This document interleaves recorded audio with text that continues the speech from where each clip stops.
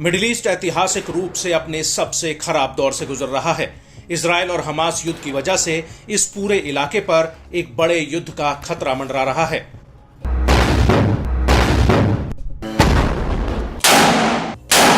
और अगर ऐसा होता है तो सबसे ज्यादा मुसीबत अमेरिका के लिए खड़ी हो सकती है। वो इसलिए क्योंकि अभी तक मिडिल ईस्ट पर अमेरिका की जो पकड़ है वो पूरी तरह से ढीली पड़ जाएगी और ईरान अपनी चौधराहट कायम करने में कामयाब हो सकता है। और अगर ईरान मिडिल ईस्ट में बाहुबली बन जाता है तो सीधे सीधे रूस की बादशाहत इस इलाके पर कायम हो सकती है।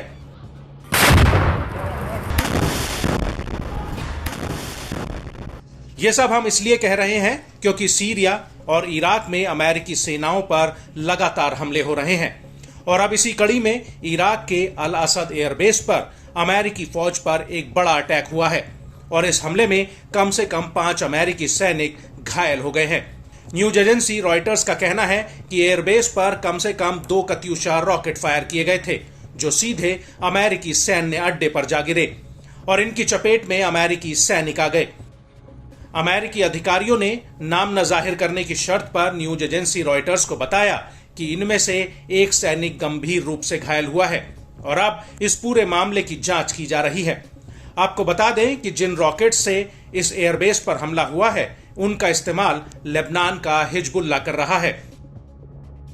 और ये सोवियत संघ के जमाने के बनाए हुए रॉकेट्स हैं जिनका इस्तेमाल दूसरे विश्व युद्ध के दौरान शुरू हुआ था।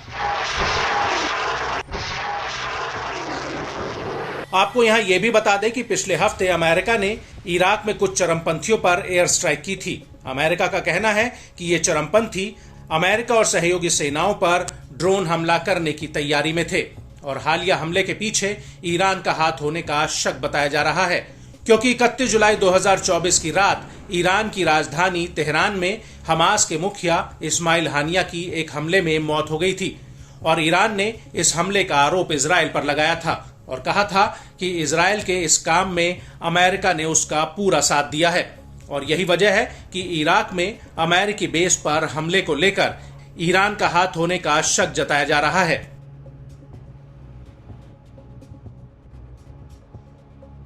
हालांकि ये पहली बार नहीं है जब इस बेस पर हमला हुआ हो। इससे पहले जनवरी 2024 में भी यहां पर एक हमला हुआ था जिसमें 2 अमेरिकी सैनिक घायल हो गए थे। आपको बता दें कि इराक में करीब 2500 अमेरिकी सैनिक तैनात हैं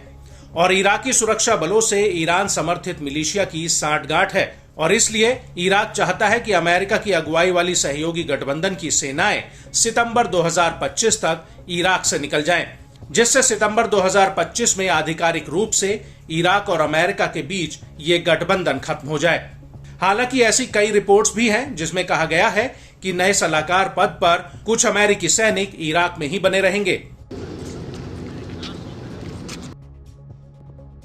लेकिन इराक में 7 अक्टूबर 2023 को इजराइल और हमास युद्ध शुरू होने के बाद से ही अमेरिकी सेना पर हमले हो रहे हैं और इराक की सरकार ईरान समर्थित इन प्रतिरोधी समूहों पर काबू नहीं कर पा रही है क्योंकि ईरान लगातार इन गुटों को अमेरिका के खिलाफ भड़का रहा है। हालांकि अब ऐसा लग रहा है कि ईरान और अमेरिका के बीच इस फसाद को कम करने के लिए सऊदी अरब मध्यस्थता कर सकता है क्योंकि एक इराकी सूत्र का कहना है कि अमेरिकी विदेश मंत्री एंटनी ब्लिंकन ने सऊदी अरब से ईरान के जवाबी हमले को कम करने के लिए मदद मांगी है जो इस्माइल हानिया की हत्या के बाद होने वाला है।